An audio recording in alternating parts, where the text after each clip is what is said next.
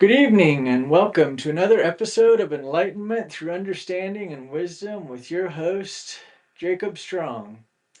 Today we have a special guest who would like to tell us about his experience and what happened with him. So what's your name? My name's Robert Crawford. All right.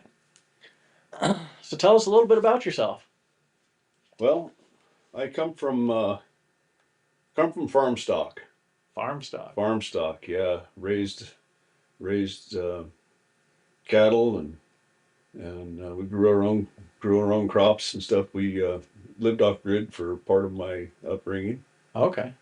So Best way to we didn't live. even have we didn't even have a telephone or power. Running water was run and get it for the longest time till we put in a gravity fed system.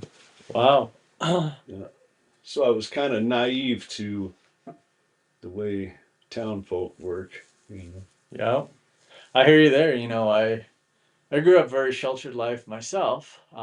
We did have most of the amenities growing up, but my dad is very abusive, and so again, for me, it was very naive to the system, to the corruption of the system, but then also, really how vile and evil, for lack of a better term, people can be. You Right? know. Um, so I definitely can empathize with you there. Um, Yeah, especially when they seem to be facing a bit of time themselves. yeah. That's what So, started this whole trip for me. Trusting um, a former employer's girlfriend with $25 cash sent me to prison. oh wow, Yeah. that's crazy. Well, I'm the person that people call late at night, early in the morning with car trouble, or need to get pulled out of a ditch, or just it's in my nature to help. You Yeah, know, yeah, and and then I get a call, actually a page, early one morning. This is before cell phones and whatnot. And yeah. she's like, "Can you come meet me at Bilo on Third Street? And can you hurry because I have to get to work?" Thinking she has car trouble, I trot my happy ass over there, and she's like, "Can you go over to Tammy's and get me an 8 ball?" And I'm like, "Why would I do that?" She says, "Well, she wants 250 now instead of 225, and I don't want to get any more money out of the ATM, or my old man will get mad, and she likes you, she'll give it to you for 225." And I was like, "No, here." I gave her $25 cash. Shoplifting crab legs to cover for the money she withdrew from the ATM that morning, she gets caught Yeah. with 9 individual bags of methamphetamine in her panties. Oh wow. Yeah. Of course, she doesn't want to go to jail. She No. doesn't want to go to prison Yeah. for possession with intent to distribute, which carries up to 20 years, Montana State Women's Prison. Yeah. Um, she decides to tell the cops that she bought the drugs from me and agreed to place a phone call to me to get more drugs, allegedly. Yeah. So she says things on the phone conversation. She pays me. I called the number back. It was their home number. And she says, "Are you sitting pretty?" And here I'm thinking, man, she wants more money. So I tell her, no, not right at the moment. And she's like, pressuring me to meet with her and tells me that she has my money. I go to meet her, and a white Dodge truck and another car aggressively pull in on me, and I'm thinking, well, she just set me up to be robbed. Yeah. So I split. Come to find out, the cops, they arrested me like 20 minutes later or so. Yeah. Not thinking anything of it. And this time it was a actual police car Yeah. with lights, and so I go to jail. They won't tell me what for until I get to the jail, and then they're then they're like, we know you're an 8 ball dealer and all this. And I'm like, what are you talking about? And go through, um, go through the booking process and get into general population. Not too long afterwards, a month or so. Of course, you can't get a hold of public defenders and anything Oh yeah. like that, and they've got me shut off. They've got a bond that is a ridiculous amount. We've got a judge that no bondsman will work with because he wants the bond to come under his hand and place even more stringent conditions on the bond, and so Oh the wow. bondsmen won't work with him. We've got a prosecutor that is telling the court that since my arrest, the amount of methamphetamine in the area is drastically reduced, and all kinds of, I mean, just all kinds of stuff. It's like I can't believe this is being said. Yeah. Well, um, the lady who I gave the $25 to is telling the women on the other side of the jail that I'm a rat, that I'm the reason she's in jail. Yeah. I'm the reason she's facing, you know, criminal charges. Yeah. One of the women, husband, was in my block, Uh-huh. and he he had me jumped. It was like 5 or 6 of them, and I'm being jumped for being a rat, Yeah. which was not true to begin with. You know what I mean? Yep. And so off to isolation I go over this, blood everywhere, Yep. and so I did a 6 month stretch in isolation. Wow. That is in a cell by myself. 22 hours a day. No, 24 hours a day. Oh, 24. Oh wow. 24 hours a day in isolation. Wow. Yeah, and the only book they would give me to read was a Bible. Oh wow. Yeah. Huh. I would get showered. They'd take me up to booking like every other day for a shower. Wow. Hmm. After after this isolation uh, for 6 months, they put me in another block, Mm-hmm. which I ended up into another fight and back in isolation. Mm-hmm. Um, but yeah, so being labeled as a rat, not having contact with an attorney, um, and at the time the Montana Public Defender System was under scrutiny and later got sued by the ACLU. Wow. I had reached out to the ACLU, and the ACLU at the time I reached out to them said that they don't do individual cases, and Yeah. basically there was nothing they could do for me. Yep. But after my conviction, they sued the probation and parole. I mean, not probation and parole, but the public defender's department in Montana, and revamped the whole system. Yeah. But I was never included in that. Yeah.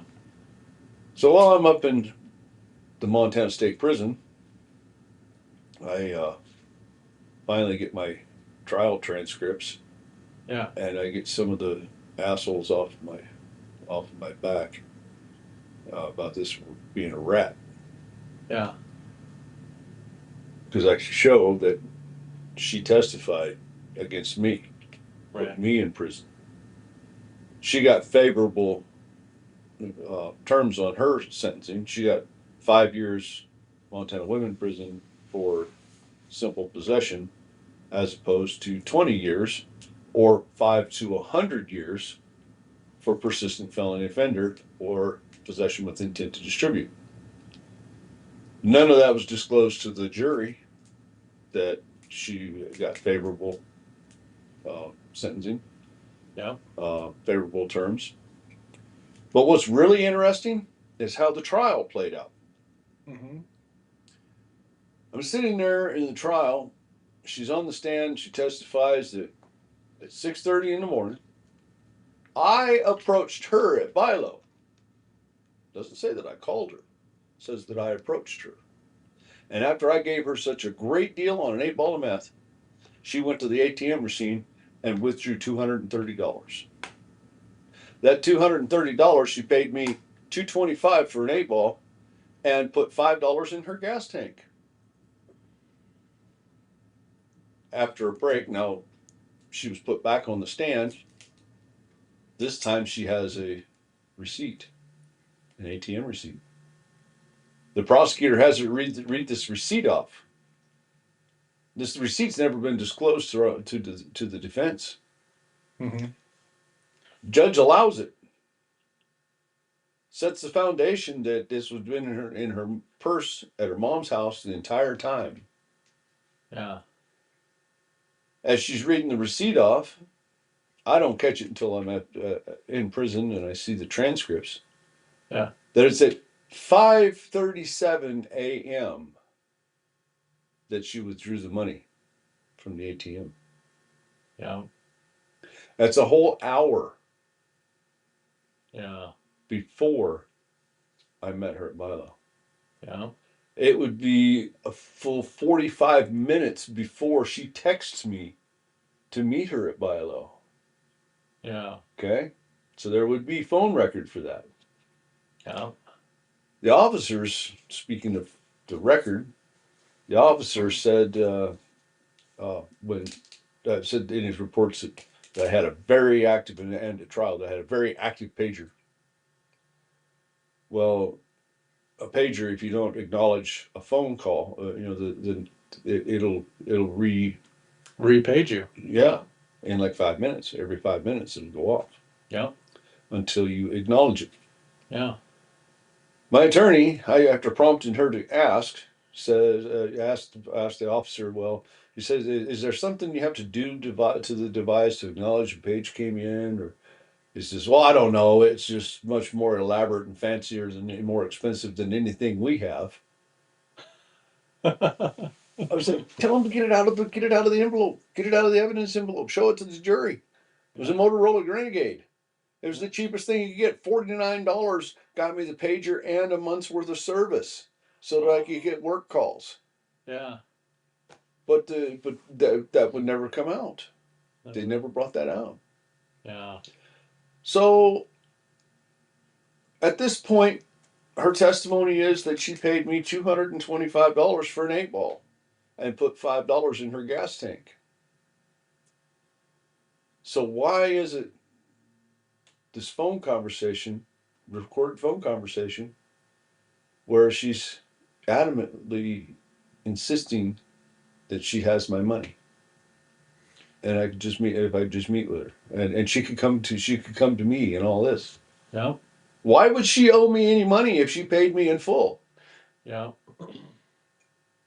And that's the core problem is the That sent government. me to prison Yeah. The and government. labeled me a drug dealer. Yeah. The government refuses to punish perjury. And in my case, that's exactly They solicit it. Yeah, they solicit it. Yeah. Yeah. And one thing that I've learned through all of this is, these prosecutors, it's political for them. They just need X amount of cases, X amount of convictions so that they can get to the next phase in their life. And that's where this system is extremely corrupt because you're destroying people's lives with lies and acknowledging them. I think it goes deeper. I think they have a lot of stock in privatized prisons and Yes. prison industry and Yep. the Slave prison labor. phone systems. You know that R. Kelly, through his discovery on they took like $28,000 off his account. It's MCC Chicago. The government did Yeah. for restitution. Yeah. Now you have what's called an FRP payments. Yep. Financial responsibility payments. That is directed. That is an agreement between you and your case manager how much you're willing to pay on a what was it every 3 months. Yep. All right. So through his lawsuit about them taking that, we found out that on the 30% markup that the feds do on commissary orders and special order Hmm. requests and phones, phones, Yeah. they get over $80 million a year. Yeah. That 30% generates over $80 million a year. Yeah. Now think about that. There's Yeah. commissary sales. It's only specific vendors that are allowed to sell to the system. Yep. Keefe is a big one. Yeah. Anyone has stock in Keefe? Yeah. Treatment programs and different prisons and stuff too. On the private sector, Yeah. there's stock in that. Yeah. And there was a judge, I think it was in Illinois, and another one in Pennsylvania that got caught taking kickbacks on sentencing juveniles on the Pennsylvania one, and the one in Chicago was an adult facility of some sort. It was in the news, reported in the news. They had been caught taking kickbacks, sentencing people to specifically to these programs. Yeah. So I mean, there is trace evidence there, Oh yeah. Yeah. And there's and I think more. it goes bigger. Yeah. Yeah, I think it does. Warehousing people has become in this country. Um, we incarcerate more than any other country, even communist China. Yeah. Yeah. Yeah. And that's where you go to some of these other countries like Switzerland. You commit a very heinous crime over there, and you spend 6 months in a dirt pit with a loaf of bread a day to eat. But even a very heinous crime, like you're only giving up 6 months of your life, and so it's like, yes, it's miserable, but there's not even that option here. No, and you're stigmatized. I Exactly. mean, I came out of prison labeled a drug dealer. Yeah. I came out Now, of prison labeled a kidnapper. yeah, well, yeah, and the people that I associated with up to this point Yeah. were ranch and farm people Yeah. that are very they don't Yeah. that's taboo to them. Oh yeah. Oh, you're a damn drug dealer. Yeah. You're done. You're done in that world. Yeah. And that was not me. Yeah. Of course I've smoked a little bit of marijuana. Yeah. You know, Yeah. of course I've done a line or two of meth up to that point, Yeah. but I was never Yeah. selling drugs. Right. I Yeah. worked hard. Yeah. I worked and lived and worked on a ranch until my car accident that screwed my back up, Yeah. my back and my neck. And they don't give you any kind of assistance that will keep your rent paid Right. and feed you while you're under doctor's orders not to work. Yeah. You know. Yeah. So and the person who rear-ended me, she was only insured for 25,000 minimum liability. Right. And the lawyer was like, well, we can sue her and any future earnings. And it's like, no, I'm going to ruin somebody else's life. Right. She was young. Yeah. I was at 45 miles an hour while I was sitting still waiting to make a left-hand turn. Wow. Thanksgiving Day, 1993. Oh wow. Yeah, I got plowed from behind. I was hit so hard from behind that the back of my head knocked the window right out of the seal of my pickup. Wow. Didn't even break the glass. Just Wow. knocked it right out of the seal and into the bed of the truck. Wow. That's crazy. My spare tire that was mounted underneath the truck was sitting right in front of her car where it was crumpled, her Uh, car. uh, And her right front brake caliper, rotor, and wheel was up Higgins Avenue a ways. really? Right. Yeah. Wow. Off of her impact, I coasted all the way around to Dairy Queen on Higgins and Strand in Really? Missoula, Montana. Oh, in Missoula. This Yep. happened in Missoula. Okay. Yeah. Yep. It happened in Missoula. Wow. Yeah, and that's the thing is it's like, you know, um, again, you're just trying to do the right thing and not, pursue anything egregious, that would destroy that individual's life. And that's where, again, psychology comes into play with all of this because, the legal system does not evaluate Mm. anyone. And again, while I was incarcerated at Sandstone, they took me in, and of course, I'm sure you're familiar with the drill. They take you in, and you see a psychologist, and they just make sure you're not like suicidal or anything like that. Right. And I seen this psychologist twice. I was ordered because of my childhood and because of what my ex put me through. It was ordered that I see a psychologist once a month. Of course, that didn't happen while I was incarcerated, so they don't even follow their own rules or judgments, which Mm-hmm. again, there is that discrepancy, a huge discrepancy. But the two times that I seen this one woman, psychologist, she at the end of the second time, she just looked at me and she goes, "Why are you even here?" She was like, it's very evident what's wrong in this case. And, after hearing what my ex did and then what my ex did to my son, Uh-huh. it is a very clear case of protective parental instincts of what I did to protect my son. But the courts, they're not going to acknowledge that. Right. Um, as sentencing, Especially that judge. yeah, especially the judge in my case. That's what I'm saying. I'm very familiar with that judge. Yeah, and you are.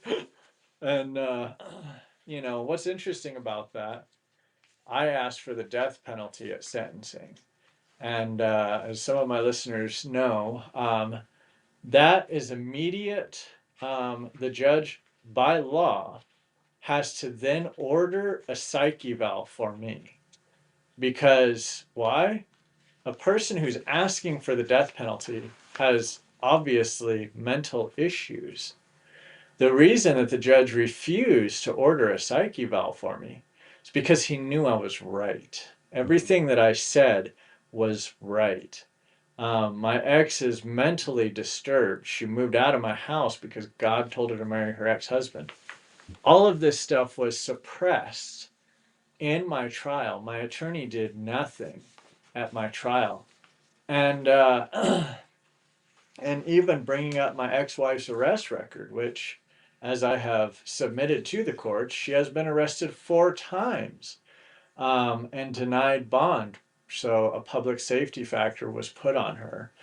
And so that's where you can see, that this government is clearly, and this judge in my case is clearly has um, some law violations that he is doing just to uphold um, the verdict that he wants, and You ever get that's the feeling that it's predetermined? it's predetermined. Yeah, Do you're you ever not. get the feeling that you're sitting in that courtroom and the prosecution has two attorneys Yep, and one of them sitting at your table? yep. And that never became more true until I found out that the public defender gets his paycheck from the prosecutor, and then that's when I realized that's completely biased. Because again, it's the exact same thing. It's like if I hit you with my car and then the insurance company comes to me and says, "Well, what do you think we should pay him?" $25, right? Yeah. You're going to ask my opinion. Well, you shouldn't have been in the crosswalk. I'm going to have my own opinion Right. because I'm mad because you were in my way. Typically, that's how the human psyche works. Mm-hmm. That doesn't work for me, but the average person, they're going to be upset at you regardless. And so, again, when that money is coming from the prosecution, well, prosecution is going to be like, well, I want him to go to prison because I need X amount of, and on top of that, Judge so and so, he wants you to go to prison because, you know, whatever stock he has invested into. And so he was happy to sentence me to the max term, which was 36 months, that he could sentence me for my crime. It's like, was that even justice? Hmm. You know? No, He flat absolutely not. knew that my ex lied on the stand. And I have proof. And he still, justice would have been at the very least to just say, you're free to go. That very same judge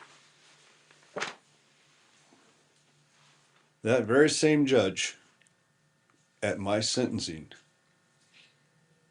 I mentioned to that judge, I provided documentation to that judge Mm-hmm. that the prosecution knowingly presented false testimony. Yeah. I provided depositions and documentation that those officers lied Wow. on the stand. Wow. That very same judge, this is quoting from the transcript. This is the Court sentencing transcript. transcript right here. Yeah. And I have listened carefully to you here this afternoon, and it sounds like, I hear both some sort of acceptance and acknowledgement of this, but I also hear from you, and I'm not being critical, sir. I'm hearing from you a lot of explanations as to why some of these things just simply aren't your fault. And I don't know where the truth lies, quite frankly, as it relates to those subjects. What is the judge's job? To determine The truth, the to the truth. facts, Yeah. the true facts. Yeah. There's things like that. See, ever since that first conviction over the $25, Yeah. I had a follow-up conviction. After I got out of the halfway house, I was working as a logger. My boss called work off. We had a high wind advisory, and so we couldn't be on the mountain. Yeah. I had some things I had to take care of in town and stuff anyway, and he loaned me his truck. Yeah. He calls me up and tells me, he says, "Hey," he says, "drop my truck off at the house, and take my truck to the house." He was visiting a friend at the jail, and he said he'd be there at the house to pick me up and take me home. But I had to unload our saws and our safety equipment and our corks and all that stuff at his house, which I did.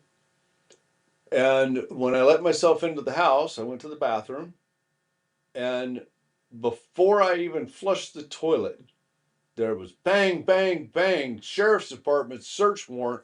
Boom, they kicked the door in. Wow. I'm held at gunpoint on the kitchen floor and told if I move, I'm dead. Yeah. The detective from my prior case Yeah. sits me down in the living room and he says, "I want to know who's doing what, when, where, and how." I'm like, "I don't live here." He says, "Do you remember me?" And I was like, "Yeah, I remember you." He says, "Yeah." He says, "I was there when you got busted last time, wasn't I? And you wouldn't help me then. You got effed, didn't you?" Except he didn't say effed. Yeah. Okay, I'm trying to clear my language up here a little. Thank you. He says, "You got effed, didn't you?" I said, "Looks like I'm getting effed again, don't it?" "Well, it don't have to be that way." He said, "I know these people. I work with these people all the time. I can step in at the right time, right place." And he says, "I'm not going to lie to you. You're going to jail today, but how long you stay there depends on you." Yeah. And I told him, I said, "Look, I don't even live here. I don't know what goes on here. Yeah. I'm on the mountain from, I'm headed to the mountain at 4 o'clock in the morning, Yeah. 3:30 actually, and I don't go back till after dark. I don't know what goes on here. I don't live here." "Oh, you're going to play it that way, huh?" They were bringing all kinds of stuff through the house. 2 jars with layered fluid, and I ended up getting charged with precursors to a dangerous drug, manufacturing methamphetamine. Is what I got charged with For a house you don't even live in. for a house I don't even live in. My attorney was saying, well, all you got to do is take a plea. So why don't we do a suppression? Why don't we move to suppress evidence? Oh no, we do that, then there's no deal, and the prosecutor's going for 100 years on a persistent felony offender. Well, how do you get this? I've only been convicted of one other felony. Yeah, but it was within 5 years of you being released from prison. You got this charge. I'm like, how does that work? That's the law. I'm not taking it. We're going to trial. I don't live there. Yeah. Well, the prosecutor's going to come to trial with this whole wheelbarrow full of evidence from that house. You haven't done up its mind. Yeah. I don't live there. Doesn't matter. Yeah. He's telling my wife, who's pregnant with my youngest son at the time, that all I have to do is take the deal and they'll get me a recommendation to boot camp. And I can be home. She's showing up at my visiting, crying, wanting to know why I don't love her and our unborn child. Yeah. Why I won't take the deal. And I told her, I said, look, I says that they're not going to send me to boot camp. Yeah. They're going to send me back to prison. And it's just the same way that parole board, they pushed me out and pushed me out on this sales charge. Yeah. To where I was basically almost discharged by the time they let me go to a halfway house. Yeah. I said, don't think they're going to, give me any play when I go back to prison. Yeah. So I do. I take a plea agreement, 10 years with 3 suspended, Montana State Prison, not a DOC sentence, an MSP sentence, which means I go to prison and I'm not eligible for the little boot camp program anyway, even though the judge says that he recommends my placement in boot camp. That's when you find out that the judge's recommendation just really isn't worth the paper it's written on. It has to be an order. He would have had to ordered me to boot camp. Yeah. So while I'm in prison, since the sentence is consecutively imposed, I have to discharge the original sentence. Yeah. Then I go to parole eligibility on the next sentence. Then I see the parole board. Parole board puts me on biannual review, which means they won't see me for 2 more years. Oh wow. Oh yeah. In the meantime, I get shipped from Deer Lodge, which is the closest place to my family, Right. to Great Falls Regional for no reason. Haven't done anything wrong. Yeah. Just makes it harder for me to have family contact. Right. And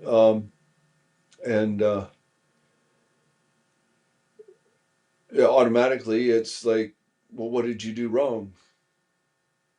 Why they don't just ship you further away from your family, and Yeah.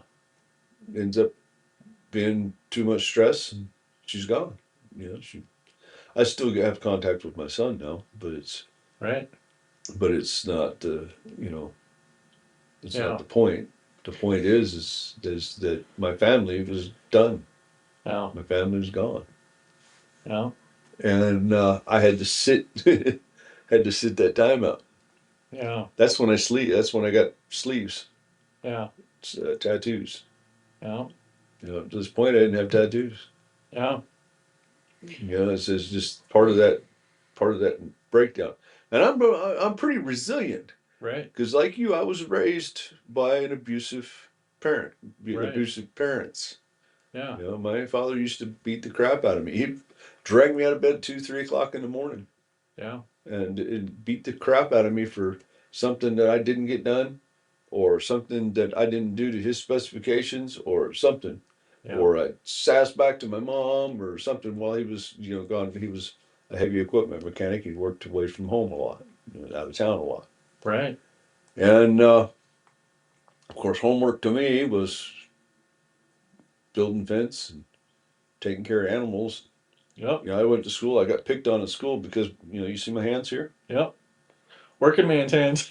That's what they looked like when I was a kid. Yep. Yeah. You know? And so I would get picked on at school. I didn't have a safe place. Right. I used to sneak out in the middle of the night to go fishing. Yeah. That's how I took my solitude. That's how I took. That's how I dealt with things. That's how you healed. Yeah. Yeah. My cat. I had a Russian blue tomcat. Oh, Gray. really? Yep, short hair, Yep. gray, Yeah. and that was my best friend. Yep. Didn't matter how badly I got the crap handed to me. When I laid down, that cat would come and curl up and purr, and Yep. that was the affection I got. Yep. One day, my cat caught a chipmunk, and my father put three 22 Magnum shells into my cat, Oh, wow. and then he turned the gun on me Yeah. and told me that I better not fucking cry, Yeah. or he'd give me something to cry about. Yep. Sounds familiar. And that's what is so frustrating because the system is number one, not about rehabilitation, but then number two, there is from the psychological aspect of it, there is a very distinct pattern of victims, and they come out in only one of two ways, and that is they come out the victim, and they become the victim again, or they come out and they victimize. Uh-huh. And no lawyer, no judge should be allowed to determine that situation. Mm-hmm. I'm going to expound on something that's personal, so that you can understand the gravity of psychology, and so that our listeners can also understand. My biological dad molested us kids and beat us to within inches of our lives because God commanded him to do so. And I married a woman who moved out of my house because God told her to marry her ex-husband and not me. Do you hear the striking similarities there? And this is what the system is not seeing. They are the same individuals. My ex-wife is the same individual as my dad. It's just in a different body. It's the same personality. It's the same narcissistic, abusive manipulator. They use things to manipulate. My ex used sex. My ex used all of that stuff. Mm-hmm. Once I broke up with her, spring of 16, because she had moved out of my house before we got married.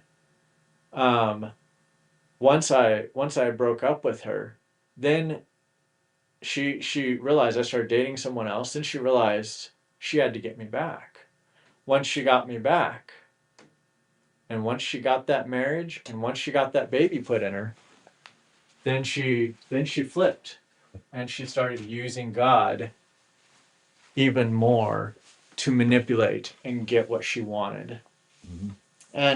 And so that's where it's very critical because this stuff is not talked about, and of course that's what our my show is about, is recognizing that most of the guys that I've met along the way, 90% of them, in our car, the white car, dealt with some sort of either step parent abuse or parent abuse, some very severe. I've heard some very horrific stories.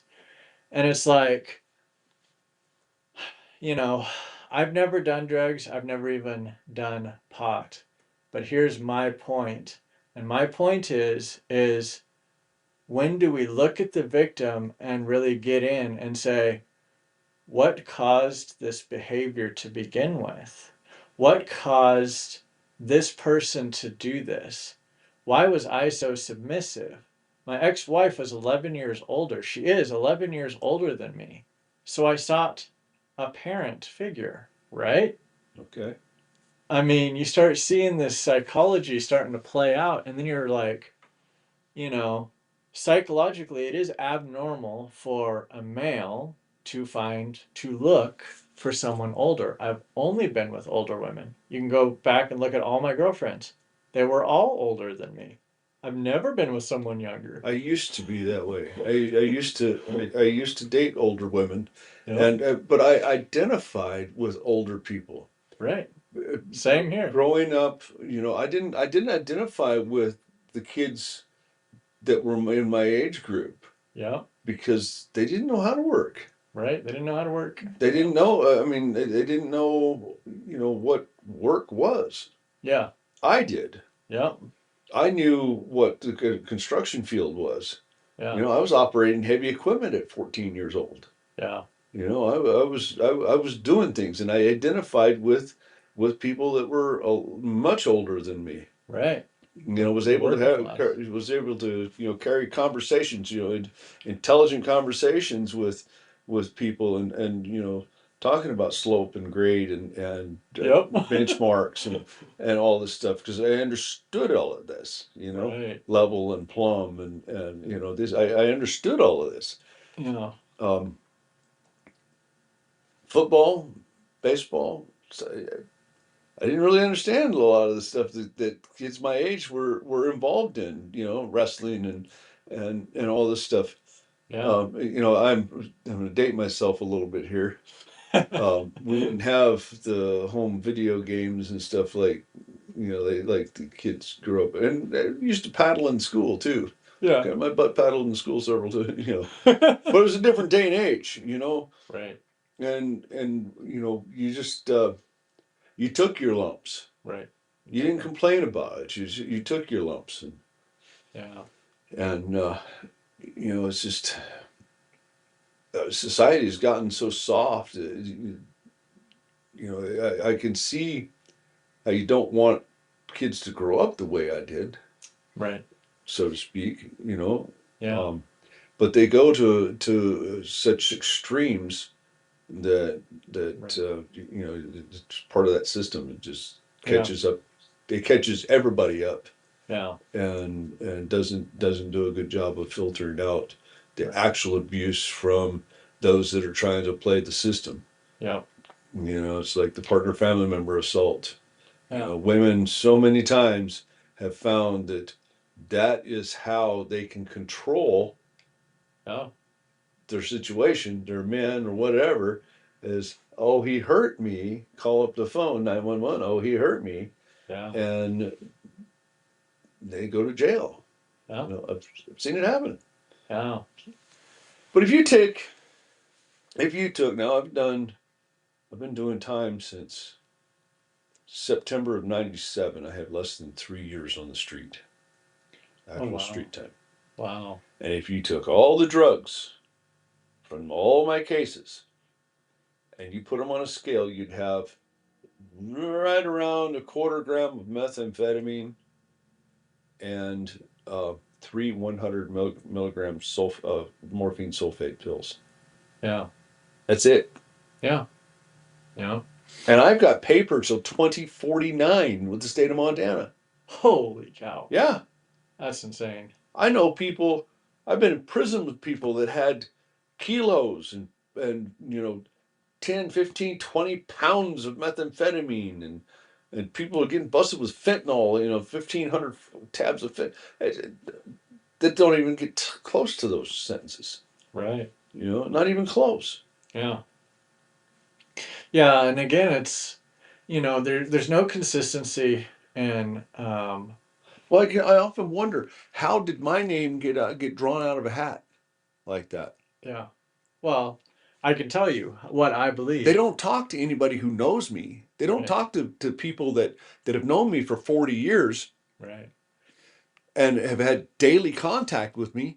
Yeah. They don't bring them into court and ask them, put them on the stand and ask them about the situation. They make up these alternative stories, Yeah. and the defense system just lets them do it. Yeah. Well, and It doesn't matter what the truth is. yeah. It's not truth and justice the American way. And I think going back to what you was just saying, again, going through the system myself and recognizing it, what I believe makes us a target, because you said it all right there. We didn't go to public schools. We didn't Oh, I have went to public college, schools. but we grew up in a small communities. We Hmm. had the values, the true values and morals, um, that is not in the political system. And that's not what they want. They want dog eat dog and make sure you wear milk bone underwear. If that's, like in my defense attorney's case, he was to roll over and play dead and let the prosecution run me over. My defense attorney barely asked me my name when it came for him to interview me, and he asked me about my restraining order that I had against my ex wife.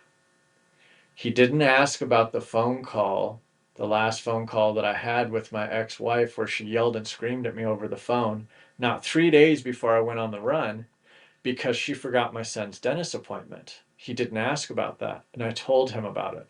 Hmm. He didn't ask about when my son went to the hospital with the muscle ripped off his right leg at 2 years old. Uh-huh. How does that even happen? Yeah. It can't happen. And so, again, none of those questions were asked. None of that stuff was asked. None of it was brought up. None of it was said at trial.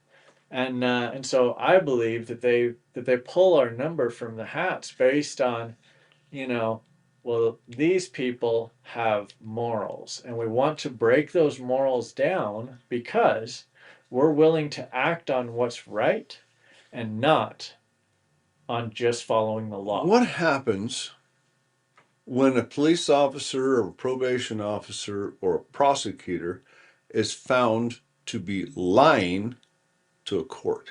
Nothing. Why is that? Yeah. It's because every case that they have been involved in now can be called into question. Yeah. And those convictions under our criminal justice system, our justice system, the way it's supposed to work, Yeah. the credibility of that witness has come under serious attack. Yeah. Depew versus Illinois was a case where a prosecution witness was asked if they had received any um, leniency or anything for their testimony, Yeah. and they said no. Actually, they had been, and it violates the due process of the 14th Amendment for a prosecutor to knowingly solicit false testimony. Yeah. In my case, the most recent one, two officers were on the stand saying that the ATF contacted probation and parole Mm-hmm. and told them to use caution with me, that I was being watched by the ATF. Hmm. Now, it's funny because while I was in jail and I'm seeing this stuff about the ATF, I was telling my attorney, "Hey, I want to see the file on this. Yeah. Where's this even coming from?" Yeah. He gets a hold of me. I call his office fairly regularly, and he says, "Well, I talked to the prosecutor, and the prosecutor said that the ATF didn't even know who you were until they picked up the guns in Butte."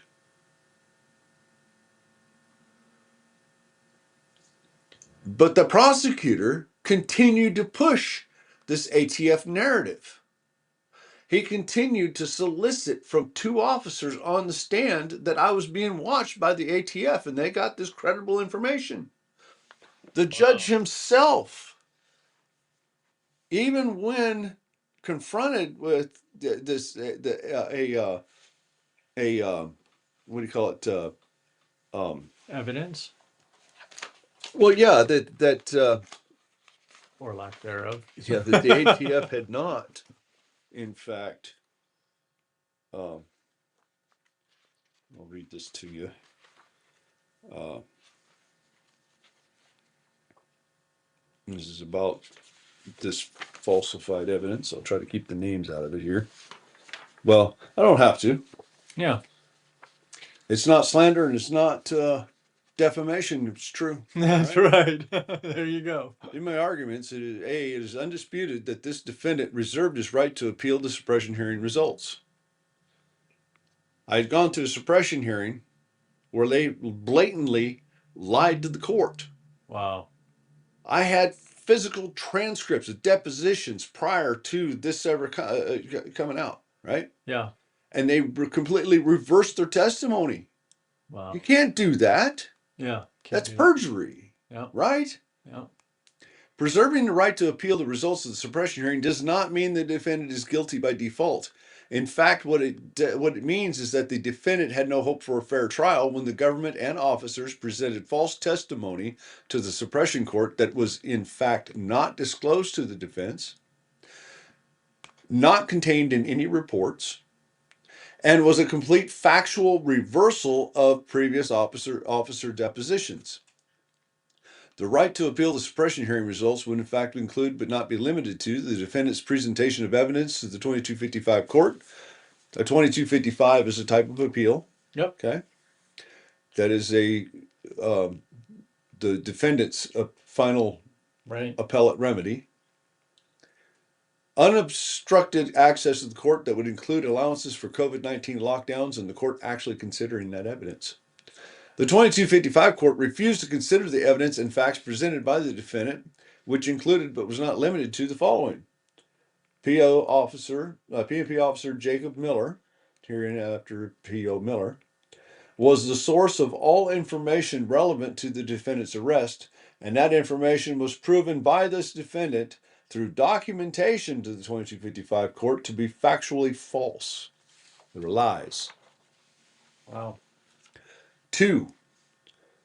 The testimony at the suppression hearing repeated the false reporting of P.O. Miller. Now, this was second and third hand testimony, hearsay testimony. They never put Miller on the stand. Wow. They put his supervising officer on the stand who said, we had reports. We had it was reported. Yeah. And it was coming from his officer Miller, right? Yeah. 3, the testimony was material in the suppression court's order to deny suppression of evidence.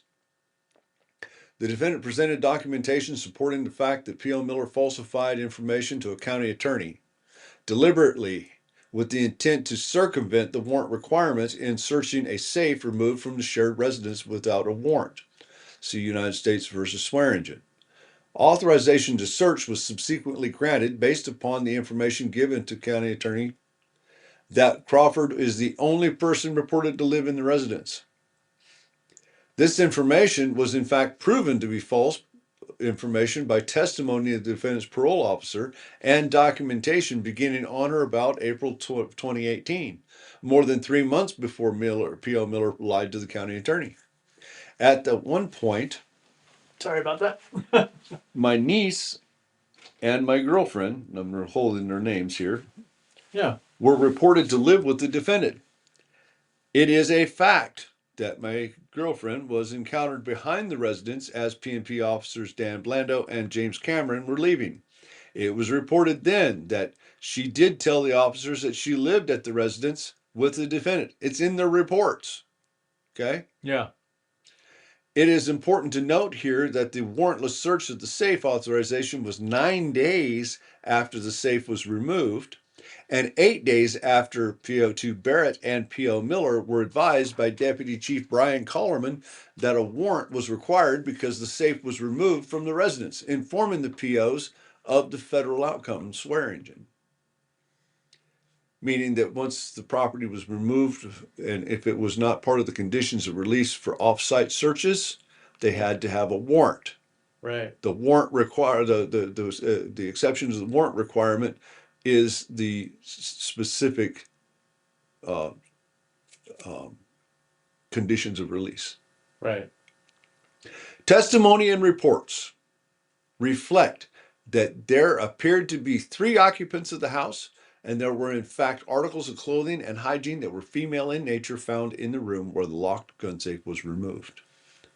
Wow. Defendant also provided the 2255 court a notarized statement from his attorney concerning discovery that the defendant was not being watched by the ATF as presented to the court by prosecution and witnesses, as there was not a file on the defendant, to which the 2255 court dismissed the claim pursuant to Rule 4 on the court's opinion of the merits, which was not the determination of fact the defendant was entitled to, and a misapplied application of Rule 4. Quoting the court, your same judge. Yeah. He claims that the ATF was not watching him because no formal investigation was opened. The court sees no reason a formal investigation would necessarily be opened when the ATF is merely watching someone and is concerned enough to alert parole and probation officers to use caution. Get this. Concerned enough to alert parole and probation officers to use caution. I'm saying it never happened. Yeah. And I'll get to that. I'll prove that. Yeah. Law enforcement officers do many things that never result in a criminal prosecution. It would not be surprising if they also do many things that do not develop into a formal investigation. Crawford's allegations do not support a reasonable inference that the prosecutor knowingly presented false and material testimony. This claim is denied. Yeah. The above denial was a misapplication of Rule 4 standard for summary dismissal of a timely filed habeas petition brought under 28 U.S.C. 2255. Rather than apply Rule 4 standard for summary dismissal, the district court adjudicated my petition on the court's opinion of the merits. The 2255 court refused to entertain evidence of prosecutorial misconduct and corruption. The false testimony by officers violated my right to due process. Depew versus Illinois is a Supreme Court case in 1959 that ruled that the use of false testimony by a prosecutor, even if the prosecutor is unaware of the falsehood in a criminal trial, violates due process clause of the 14th Amendment, even if the false testimony only affects the credibility of a witness. The case involved Henry Depew, who was convicted based on a witness's false claim that he had not been promised any leniency in exchange for his testimony. Wow. You see how minor that is? Yeah. Yeah, that's significant. And how significant it is that I'm being watched by the ATF and probation and parole officers are being told by ATF agents to use caution with me. Yeah. Yeah. Okay? Yeah. Newly discovered evidence that conclusively proves that the ATF allegations are in fact false as they pertain to the defendant is admissible under the Schlepp Gateway. This is actually in a reconsideration motion I have before a different federal judge. Yeah. This case went to the Ninth Circuit, got reassigned to a court in Washington. Washington sent it back to the court, to the Circuit Court, Ninth Circuit Court of Appeals, who assigned it to another judge here in Montana. Okay. Who preliminarily dismissed the case. Wow. Yeah. And this is a request for rehearing. Yeah. Okay. So newly discovered evidence. This is a notarized statement under oath of the alleged informant. It's named in here. He's named in here, but I'm gonna withhold his name from this show. Attached here, provided here as Exhibit A. Yeah. Conclusively shows that it was not me that the ATF was watching and warning probation and parole officers to be cautious of, as the 2255 court claims. It was this person who had contact with the ATF by possessing distribution quantities of drugs on or near the Yellowstone National Park. It was P.O. Miller who suggested that since this person had to set people up for the feds anyway, he should go after Crawford. All because Crawford and him were observed having a conversation on camera in front of probation and parole building. It was at this point on the 26th day of June 2018 that P.O. Miller began an extensive illegal campaign to put me in prison at all costs. This same newly discovered evidence and previously presented claims conclusively show that P.O. Miller sent this person to my residence in a failed attempt to purchase drugs, where PNP officer James Cameron was conducting surveillance at the suggestion of P.O. Miller. Yeah. P.O. Miller was constantly providing false information both to P.O. Cameron and his supervisor, PNP officer Tony Barrett, including but not limited to the warrantless search of the safe revealed a bill of sale stating that Crawford purchased the safe from a third party. Yeah. He wanted me to have possession of that so bad that he gets a bill of sale for a 2006 or 2005 Dodge Stratus car, silver blue in color, with a VIN number, vehicle identification number, not a social security number. Yeah. And says that this is a bill of sale stating that Crawford purchased the safe from a third party. Yeah. He's calling his supervisor, who's on his way home, and he's calling this other officer that's staked out at my house, right? Yeah. Yeah. And telling him this. And that Dubuque Silver Bow police sergeant, I'm going to withhold his name, Yeah. provided information that Crawford recently physically assaulted his girlfriend. These and other proven false reports by P.O. Miller became relevant factors in determination to arrest me. I became a public safety factor at the moment that I was accused of assaulting my girlfriend. Yep. And that's how they do it. Yeah. But it was a lie. Yeah. And this officer told him on the stand, told the truth. And so I didn't even know who Mr. Crawford was. All I was there for was to log evidence, or if any was found in opening the gun safe. Yeah. Observe them, open the gun safe, and take evidence. Yeah. Well, did you tell any probation parole officer or anyone that said, no, like I said, I didn't even know Mr. Crawford. No, I never said any such thing. Wow. So the notarized statement of this informant presented to the United States Court of Appeals by addendum and originally filed 2241 is in fact admissible pursuant to Schlupp Gateway. Schlupp v. Dello was a case in which the United States Supreme Court expanded the ability to reopen a case in light of the new evidence of actual innocence. Petitioner Lloyd E. Schlupp Jr., a Missouri prisoner under a sentence of death for a 1984 murder of an inmate named Arthur Dade, filed a habeas corpus petition alleging that that constitutional error deprived the jury of critical evidence that would have established his innocence.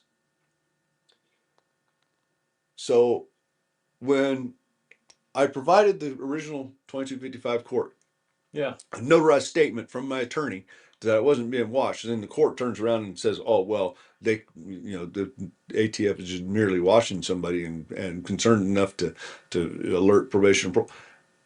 He's putting all this stuff in there that never happened. Right. It was not true. It was not true. This informer, this alleged informer, Yeah. is the one the ATF had ATF contact. Yeah. He's the one the ATF was trying to get other people in trouble. Yeah. Right? Yeah. This P.O. Miller is telling him to come after me. Yeah. Try to get me, to try to get him to give me, get a sale on me. Yeah.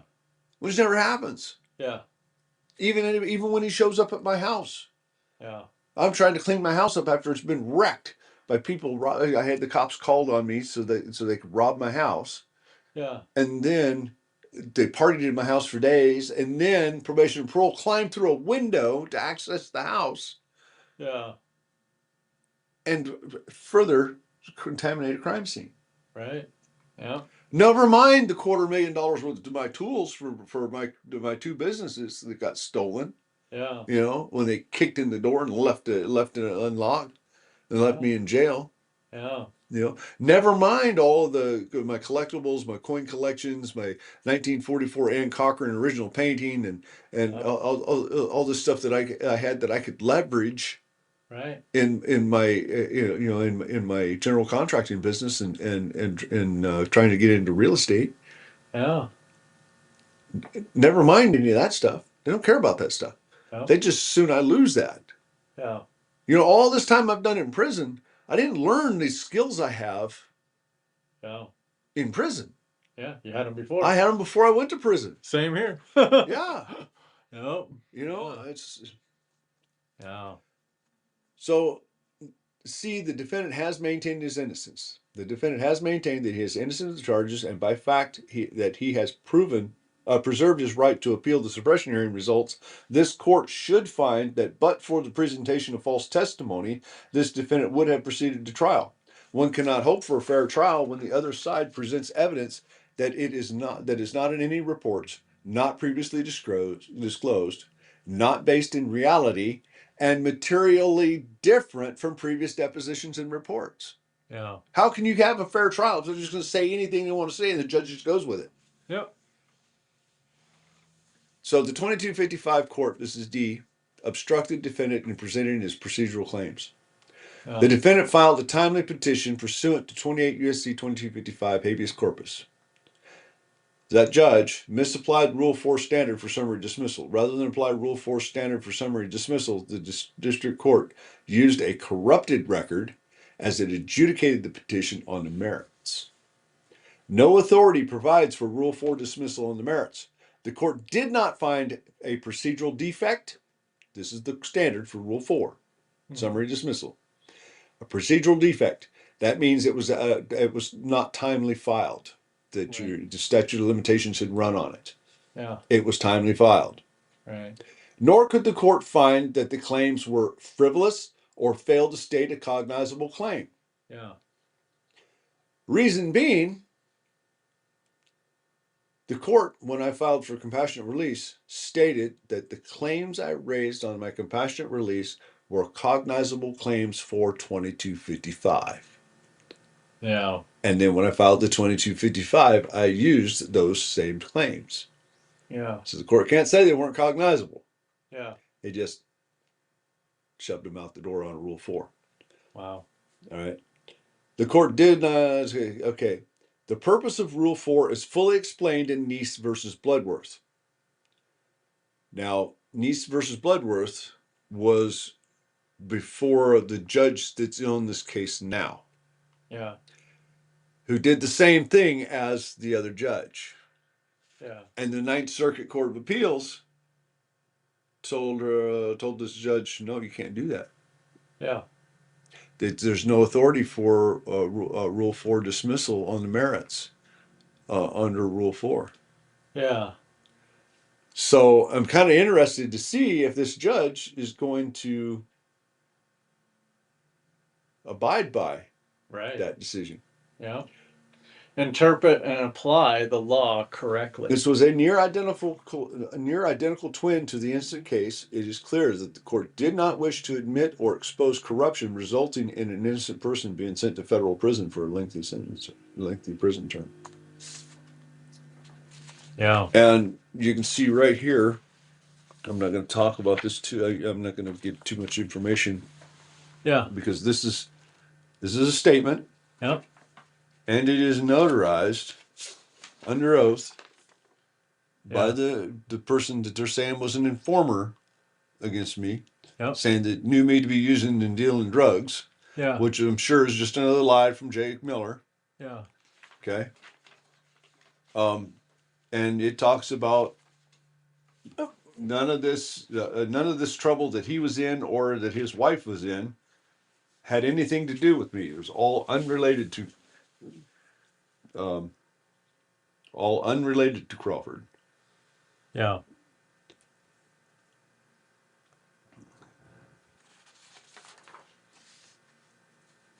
The conversation we had was mainly about work. He was asked how he knew me and why we were talking in the doorway.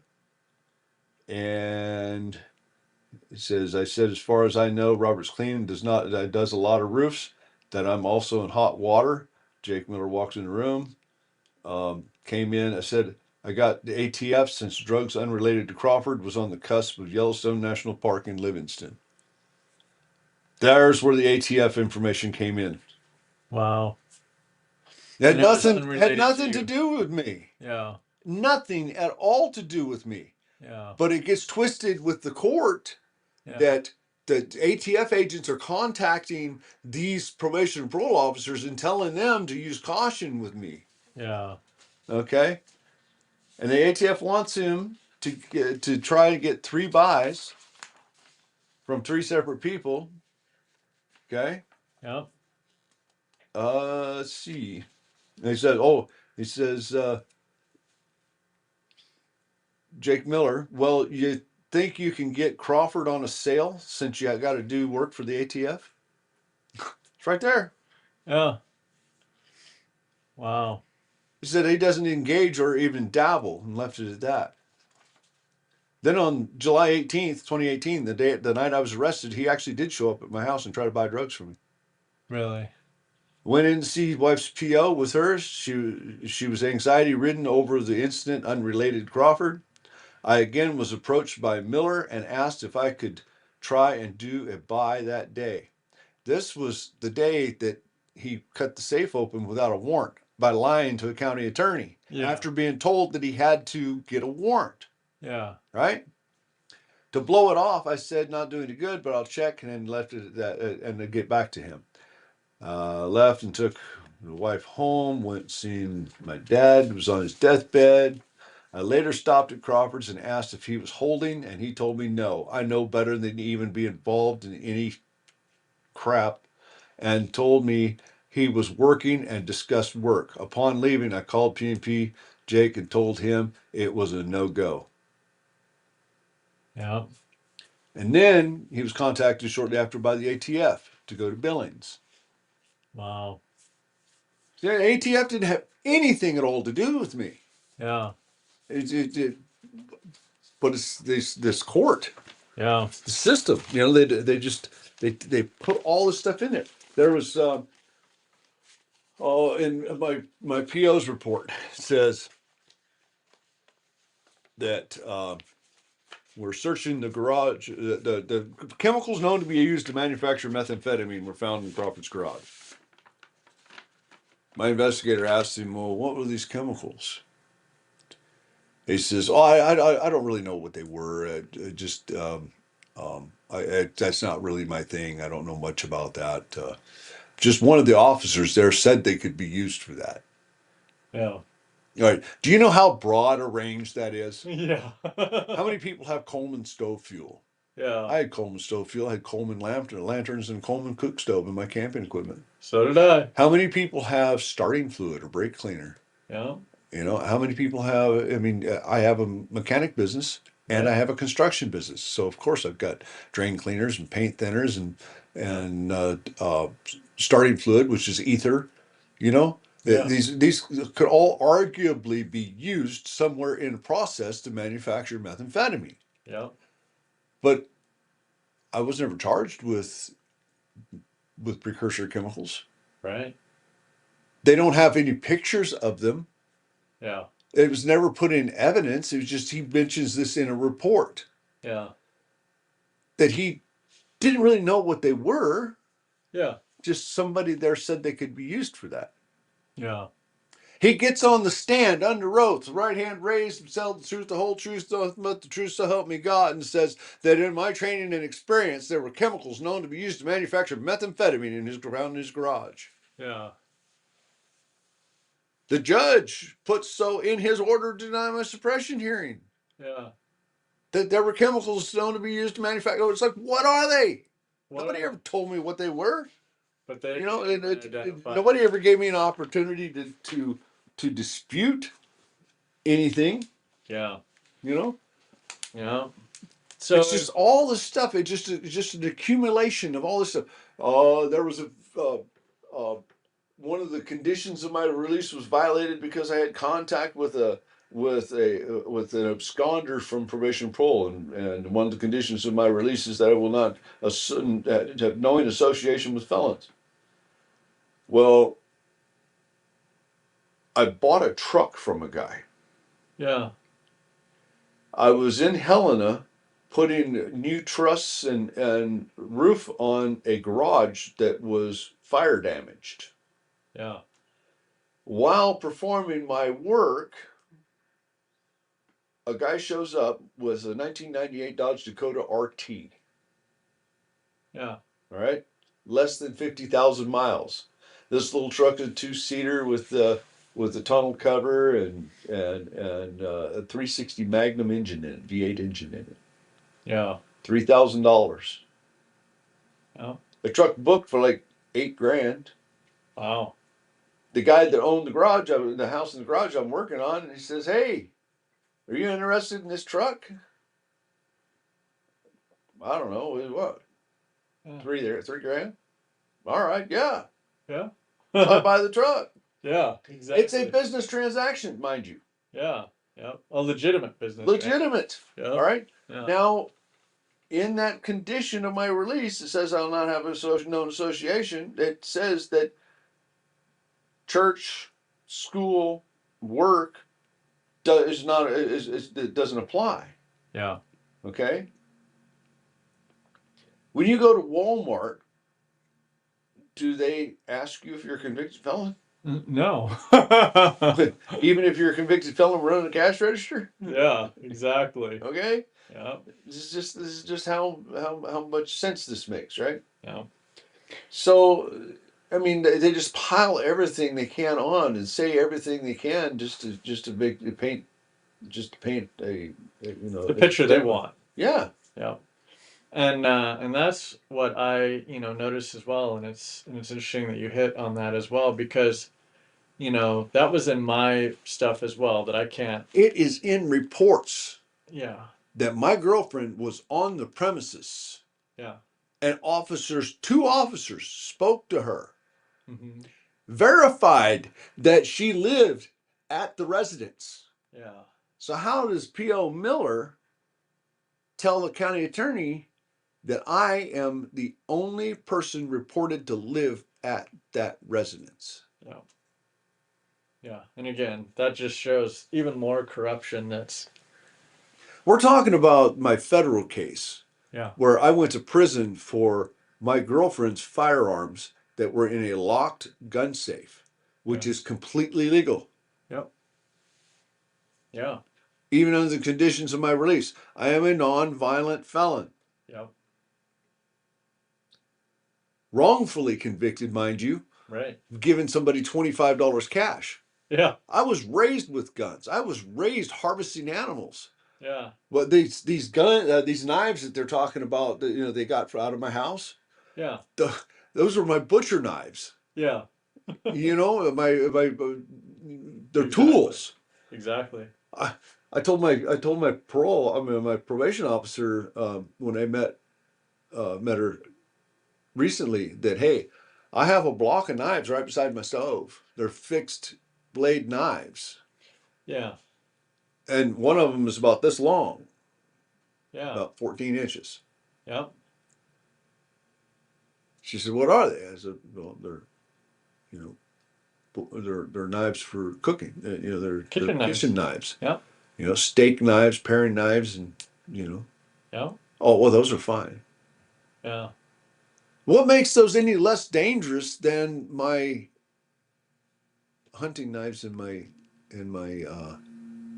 skinning knives, Yeah. deboning knife? Yeah. And again, it's selective. It's just a way to manipulate and control, and that's why, as I was starting to say there a minute ago, they did the same thing to me that I couldn't have contact with a felon, but when they put you into that cube of you becoming a felon, non-felons don't want to associate with you either, No, right? no, Because not they don't really. want to be wrapped up into that. And then if we can't talk to each other, so now all of a sudden now it's like, so what, we're just completely isolated? And that's where, It's again, it's a science experiment that's being funded by these people. And you they're know what like, I wonder how far we can push this. you know what really got it really got me thinking is watching this last election cycle. Yeah. And they're Donald Trump was a 34 count felon or something like that. He's a convicted felon and the convicted felon in chief. And it's like, you know what? I've seen the best of this judicial system. You know what I mean? Yeah. And he was saying If they can do it to him, they can do it to you. But what he really doesn't understand Yeah. is they have been doing this to us. Yeah. He just got a taste of it. Yep. You just got a taste of it. He just got a taste of it. He didn't get to go to prison. He didn't get the full effect of it. Yeah. Yeah. So we have a listener on, and he says if someone wants someone taken out, they will use anything at their disposal to get the job done. And I replied exactly, thank you. Then he says he will never spend a day, spend a day in prison. And again, and this listener is definitely pointing out the level of corruption within the system, which um, you know, people know it, and people can talk about it, but I don't think that society as a whole understands the detriment that it is causing society. What is the easiest way to control the people? Easiest way to control the people. Yeah. Um, give them money, let them think that they're free. Keep them divided. Keep them divided. Yep. Keep them fighting amongst themselves. Yep. This whole racial thing, this whole calling Donald Trump a fascist, and Yep. all it was is smoke and mirrors. Yep. And this happens on both sides. Yeah. It does. It's Yeah. all smoke and mirrors. Yep. Because if they can keep us fighting amongst ourselves and in disagreement, Yeah. they can continue to. Yep. Yeah. And that's go as they're going. Yeah. and that's what I actually spoke in an episode a few days ago. If you take a jar and you put 10 black ants and 10 red ants in it, and you set the ants in the jar, they do nothing. But when you put a lid on the jar and you shake the jar, Uh, all of a sudden they're killing each other because they don't know where the attack is coming from. It's exactly what the government is doing. And well, you get all you know, you get all this information out there, and I watched this thing about Nancy Pelosi talking about wrap up smears. yeah, You know, where you smear somebody, and then you report it anonymously to media outlets. It gets reported on the air, and then you use it in your campaign as a wrap up smear. That, well, it was reported that this, that, and another thing. It's yeah, like, and there's no basis in truth. So are we basing our entire society, our political campaigns, um, our judicial system, and everything on lies? right, Are we just making this stuff up just to gain political favor or political power? right. Again, I don't typically take sides, especially on my show. However, I do have an opinion. But one thing that I do want to share is if I have a truth and if you have a truth, then it's not truth. If there is one truth, that is truth. And Yes. that is the ultimate truth. Why? Because we can both come to an agreement, come to an acknowledgement that that is the truth, right? Mm-hmm. But it takes knowledge. It takes. Sorry, guys. My light keeps going off in here because they have to have the motion sensors. But There anyway, can only be one truth. but that's right. There can only be one truth. And that is based on the facts. You have to follow the facts. Right. You can't just say something and it's fact. Right. You can't. That's you can't, what's happening in the court. Is right. they just say something and it becomes fact. Yeah. It's like, wait a minute. There's a written instrument here that disputes that. Yeah. There's physical evidence that disputes that. There's but it doesn't go anywhere. Yeah. Yeah. It just becomes this false fact Yeah. is what gains the traction. It's Yeah. because there's I've never I've never in my wildest dreams thought that our justice system was that corrupt. And that brings me to my next point. It's not a DOJ. It's a DOLS. It's not a Department of Justice. It's a Department of Legal Standards. There's no justice within the justice system. Yeah, There but never you was. do have legal standards, all right, Right, that are right, supposed to be applied fairly across the board. right. All right, when a person gets on the stand and they raise their hand and they're put under oath to tell the truth, the whole truth, nothing but the truth. Okay, Yes. if they are found to be falsifying information, Yeah. that is perjury. Right. That is a law. That is a felony conviction, right? Yeah. So why is it that police officers get on the stand and lie and nothing gets done? Right. Even when it's pointed out to them that well, you said this prior on a prior deposition. Mm-hmm. And I think, Now you're changing your story. yeah. And that's where I believe, again, knowledge is power, number one, and then holding people accountable, every single person, no matter your rankings or standard within the community. Um, but it has to be, enforced. It has to be, when someone lies, their testimony at every level is no longer accepted. But how can that happen when the fox is guarding the hen house?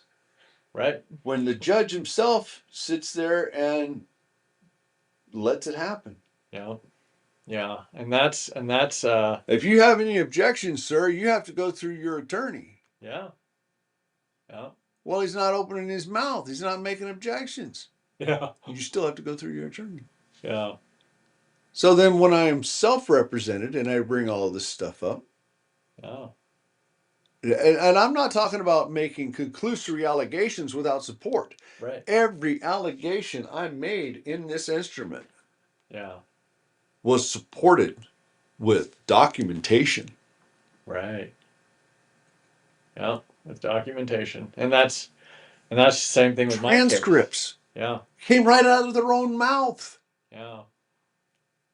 Came right out of their own reports. Yeah. So just out of curiosity, how would you view the the fox in the hen house that's, setting the standards, setting the stage? Like, what's the fix for them as the judge? What would you I think that that their immunity has to be taken into question. Uh, something has to be done with this because they have what's called qualified immunity, uh-huh. and if they are not upholding the law, if they are misconstruing facts, Yeah. that's sending people to prison Yeah. or wrongfully giving other people settlements and whatever else, then there has to be a way to hold them accountable. Right. The Judicial Standards Commission doesn't do it because it's made up of judges, Right. and they're like, well, they hear complaints all the time, Yep. you know, Yep. and you can't just dispute a bad ruling. You can't make a complaint on just a ruling that you don't agree with, Right. and it just put it under a blanket like that. So I think the Judicial Standards Commission needs to be, Yeah. needs to be And I think, ferreted out and yeah. actually take people's complaints seriously. Actually investigate them. I Right. tried with Post, the police officer or a public safety officer, whatever their counsel. Hmm. Um, I tried to file a complaint on these officers, Yeah.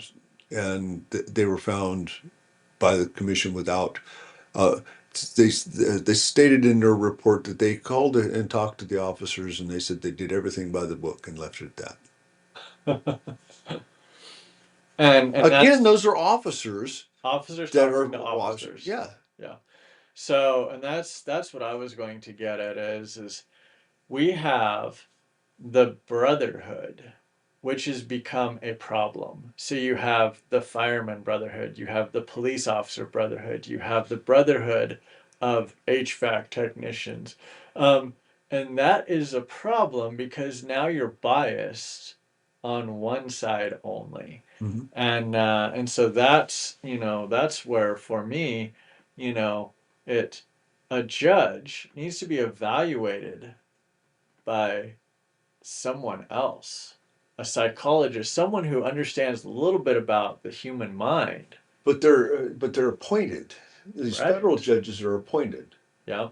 The District federal state judges. district judges are elected. Yeah. Okay, so they can come under scrutiny, but Yeah. these federal judges, they're untouchable. They're untouchable. Yeah. And that's where, again, whether it's at the state level or at the federal level, it doesn't matter. Corruption is imminent when you have a brotherhood setting where you're going to take that person's side because of the brotherhood. When a cop gets pulled over, they don't get a ticket, right? Because the cop that's pulling them over says, "Oh, hey, brother, like, slow down." Mm-hmm. You see YouTube videos on this all the time, and that's where it's like, no, he broke the law too, and actually his fine should be stiffer than mine because he has enforced the speed limit in his lifetime as a police officer.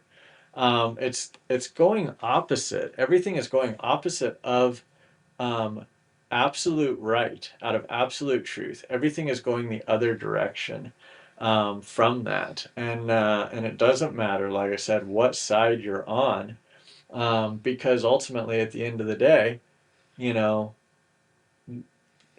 even saying that you're on a side says that you show biasness in one area, or to one party, or to one brotherhood. And so that's what is scary about that, and that's why like I said, it's something's got to happen real quick. Otherwise, this country is going to be that jar of black and red ants, and unfortunately, none of the ants survive once you do that. So. Mm-hmm. Or walk away from this country, which is what I tried to do, but the feds came and found me. So. So Robert H. Jackson Uh-huh. was an American lawyer and judge from 1892 to 1954. Uh-huh. And he said in a case called United States versus Wunderlich in 1951, men are more often bribed by their loyalties and ambitions than money. Yeah. Yeah. And that's true.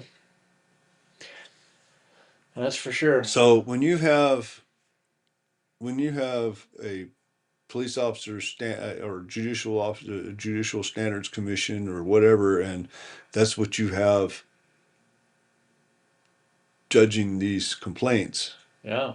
what you're going to find is the complaints don't go anywhere. Yeah. Yeah. Yeah. And that's yeah.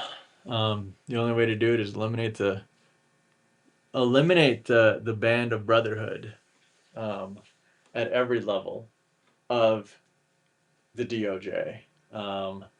From feds all the way down to state level. And and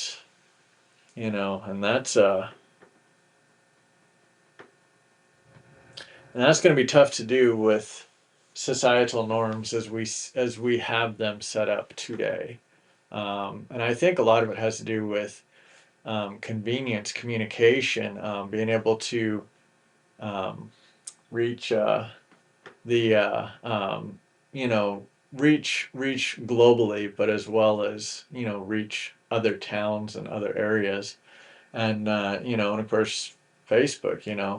You befriend one cop, you become a cop, and next thing you know, all your Facebook friends are all cops, and it's like, you know, how does that? How do you guys just But that's the thing is I really don't care about right, whether somebody's a cop or not. I'm not doing anything wrong. right, What I do care about It's when they target you. Yes. Yeah. And I don't have a problem going to prison or jail or getting a fine for something that I actually did. right.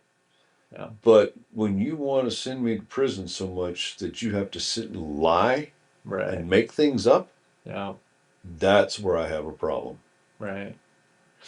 But to Nobody's trying to send me to prison for what I've done. right. And that's what I told my attorney in this Fed case. It's like, hey, look, why don't they come at me for tax evasion because I haven't paid taxes on these cars I flipped? Yeah. Why aren't they coming at me for that? That's what I'm actually doing. It's just I hadn't reported it yet. Yeah. But taxes would have been paid. It's just I hadn't had a chance to. To do it. Yeah, I mean, it was still a new business.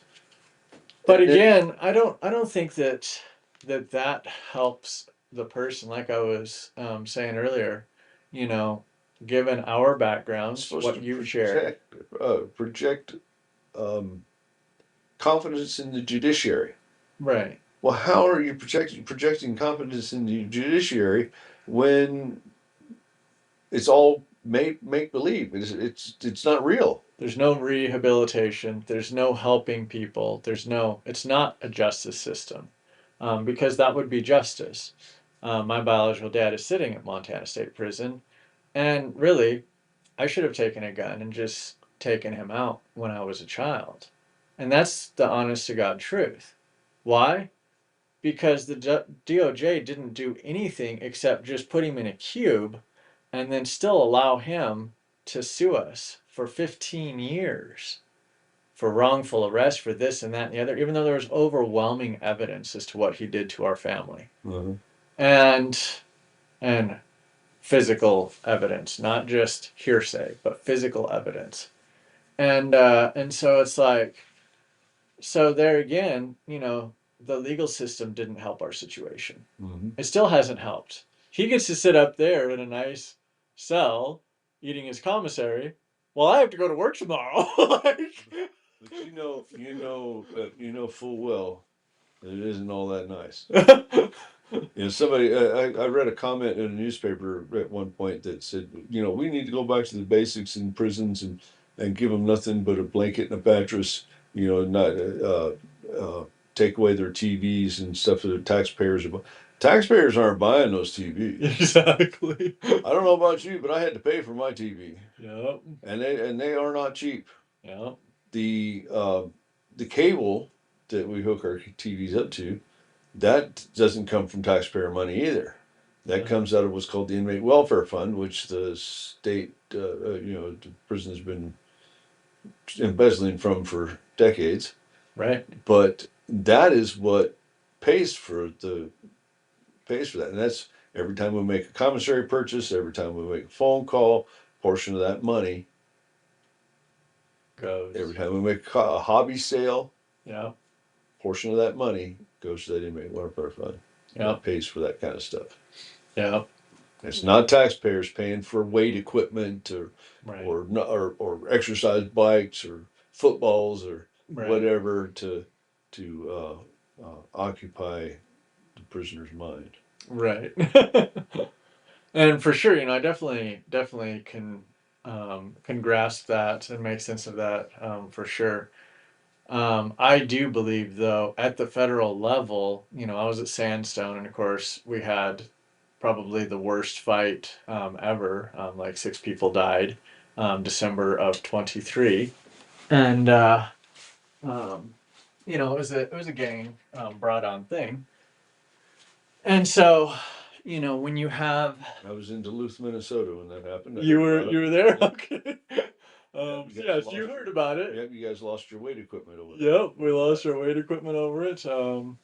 Yeah, for like a year. Anyways, but the interesting thing is the amount of police officers that were involved. The local police had to come out. The sheriff's office had to come out. That's where our taxpayer dollars then get spent, because now you've got 40 different officers coming out.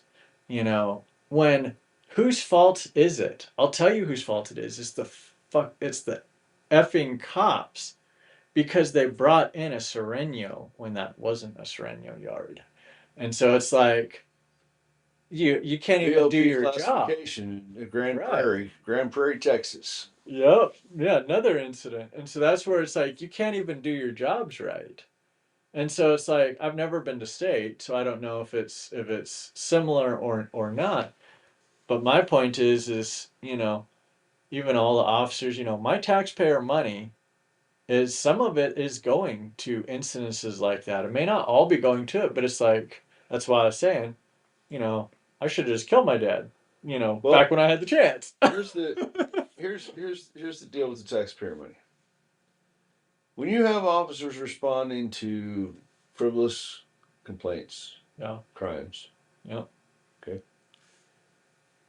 prosecutors overcharging, yeah, prosecutors are pulling a wage, yeah, okay, public defenders pulling a wage, yeah. judges pulling a Pulling wage, wage. Yeah, all the clerical staff, pulling they're away. all pulling a wage. Yeah, What pays that wage?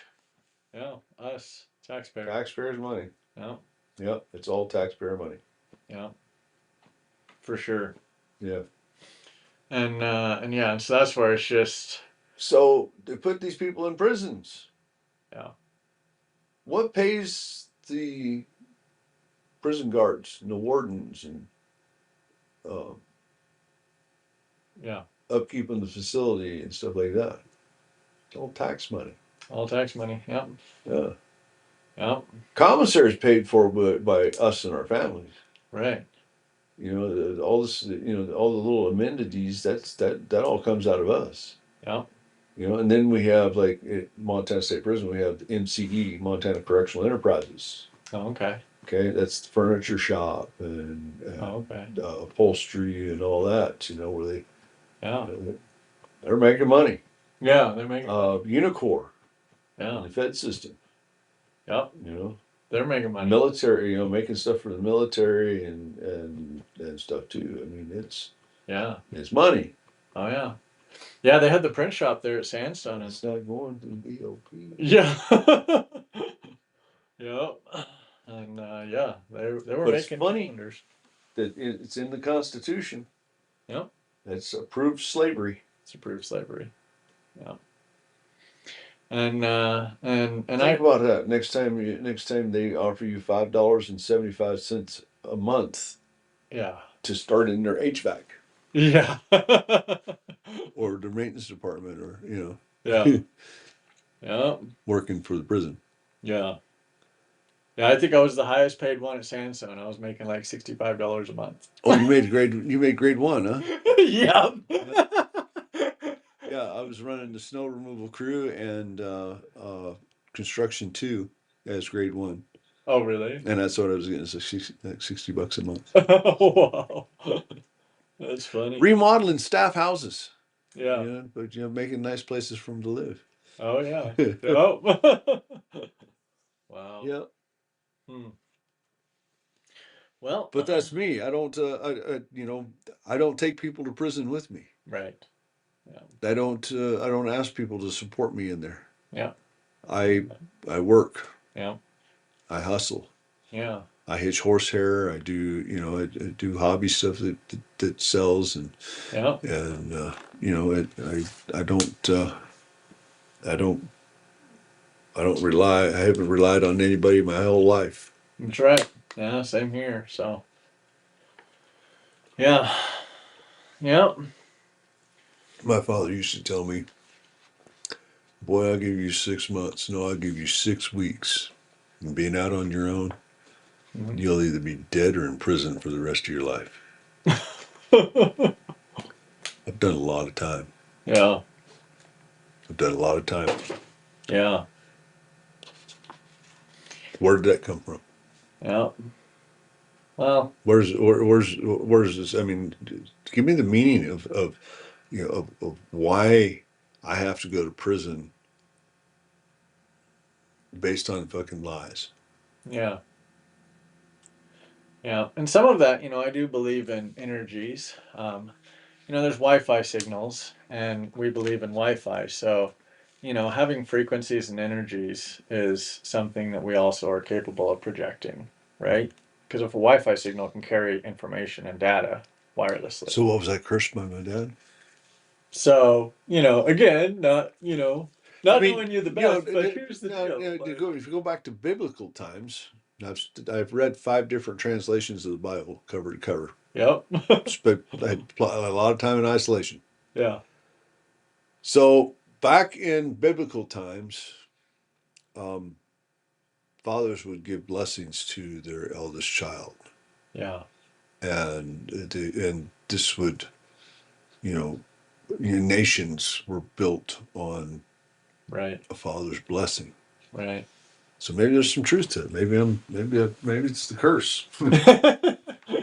Could be. Yep. Yeah. Like I say, with that being said, I mean,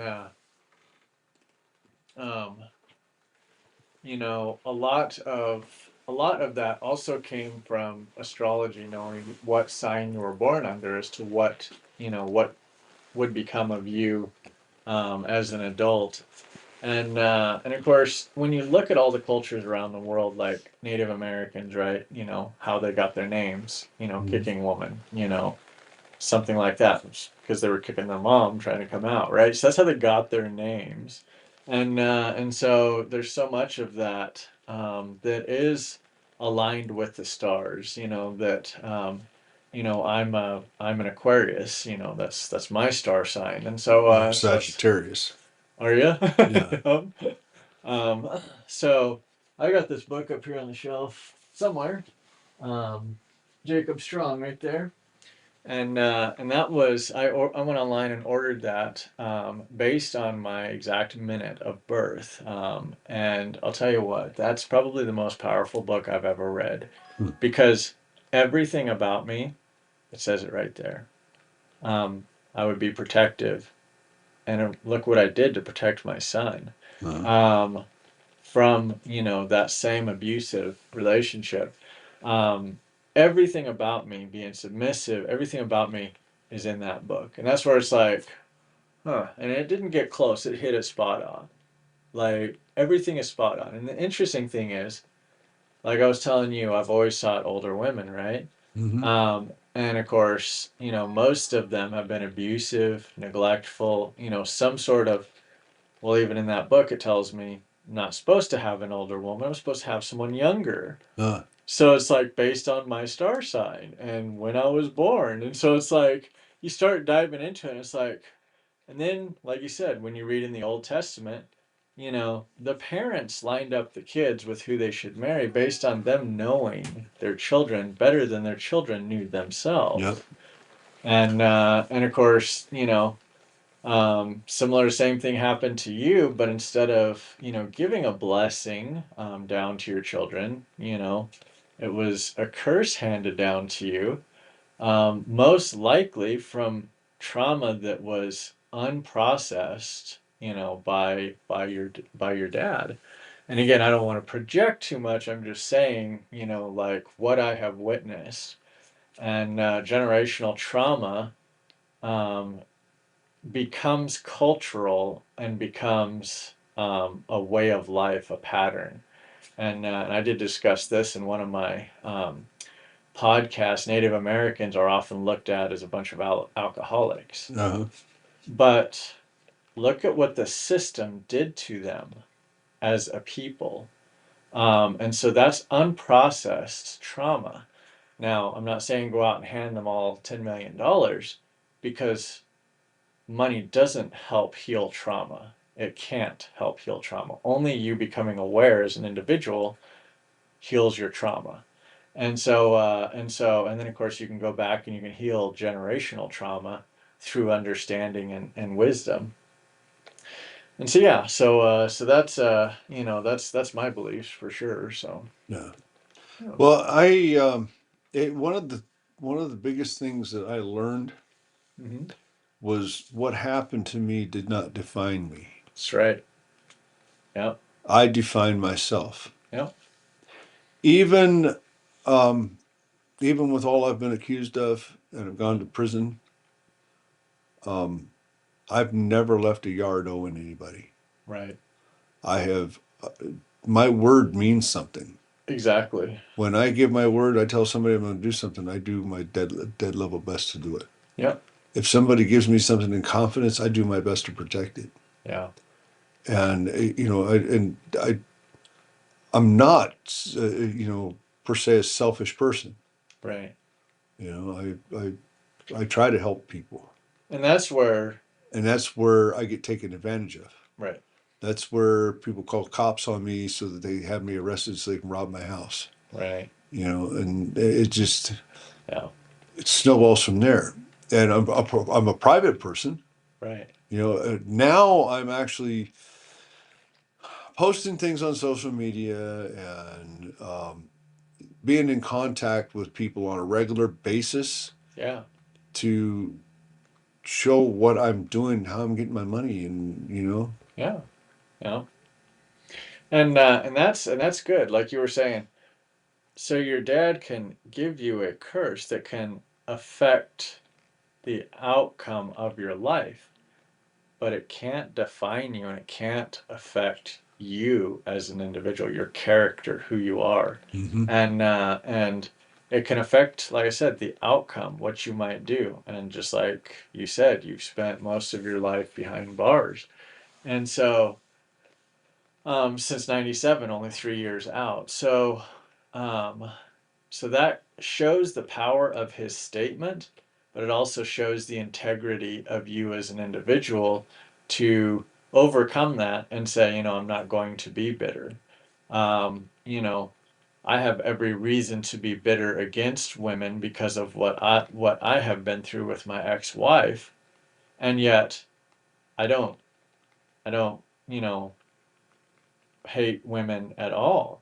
I don't, I'm not gender biased in any direction anymore, and at all.